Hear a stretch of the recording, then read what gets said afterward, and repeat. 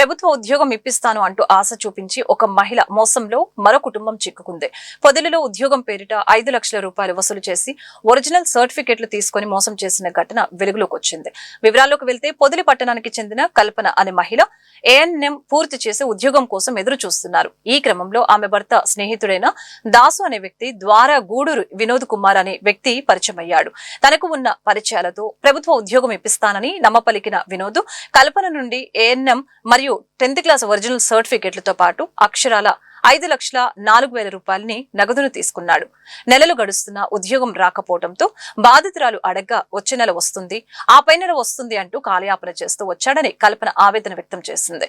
కనీసం సర్టిఫికెట్లైనా తిరిగి ఇచ్చేయమని అడిగితే రేపు మాపు అంటూ తిప్పుతున్నాడని, పైగా ఫోన్ల ద్వారా తనకు గత వైఎస్ఆర్ ప్రభుత్వంలో పెద్దలతో మంచి పరిచయాలు ఉన్నాయి అంటూ పొలిటికల్ ఇన్ఫ్లుయెన్స్ ఉందంటూ తన భర్తను భయపెడుతున్నాడని ఆమె మీడియాకు వాపోయింది. నమ్మిన వ్యక్తి మోసం చేయడంతో దిక్కుతోచిన స్థితిలో ఉన్న బాధితురాలు చివరకు న్యాయం కోసం పోలీసులను ఆశ్రయించారు. తన సర్టిఫికెట్లు తనకిప్పించి మోసం చేసిన వ్యక్తిపై కఠిన చర్యలు తీసుకోవాలని ఆమె కోరుతుంది.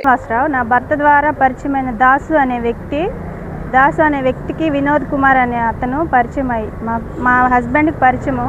వాళ్ళ ద్వారా ఆయన జాబ్స్ అదే నా ఏఎన్ఎం కంప్లీట్ అయ్యింది. అతను మా హస్బెండ్ ద్వారా పరిచయం అయ్యి మా ఇంటికి వచ్చి ఇట్లా జాబ్ ఇప్పిస్తానమ్మా అని చెప్పి నా సర్టిఫికేట్స్, నా ఏఎన్ఎం సర్టిఫికేట్, 10th సర్టిఫికేట్స్ అవన్నీ తీసుకొని 4 లక్షల రూపాయల డబ్బులు తీసుకొని జాబ్ ఇప్పిస్తానమ్మా నీకు వచ్చేసిన జాబ్ అని చెప్పేసి వెళ్ళిపోయారు. ఇప్పుడు మళ్ళీ మేము ఇట్లా జాబ్ ఏదన్నా అని అడిగితే 2 నెలల క్రితం వస్తుందమ్మా, 3 నెలల క్రితం వస్తుందమ్మా నీకు జాబ్ వస్తుంది అని చెప్పాడు.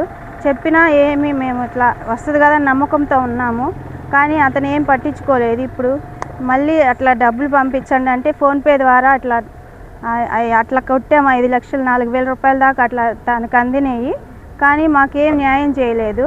ఇప్పుడు మేము కంప్లైంట్ ఇచ్చాము, ఒకసారి ఇచ్చినా ఆయన ఏమి పట్టించుకోవట్లేదు అన్నట్టుగా వదిలేశారు. కానీ మళ్ళీ అతను వేరే మేము అడగటం, మా హస్బెండ్ నేను అడుగుతా ఉంటే మమ్మల్ని బెదిరించడానికి వచ్చాము. ఇట్లా వాళ్ళ కంప్లైంట్ ఇచ్చినాక మా హస్బెండ్ బెదిరిస్తున్నాడు. వాళ్ళు పొలిటికల్గా వాళ్ళు తెలుసు వీళ్ళు తెలుసు అని బెదిరిస్తూ ఉన్నాడు. దాంతో భయపడి మేము ఆగిపోతా ఉన్నాము.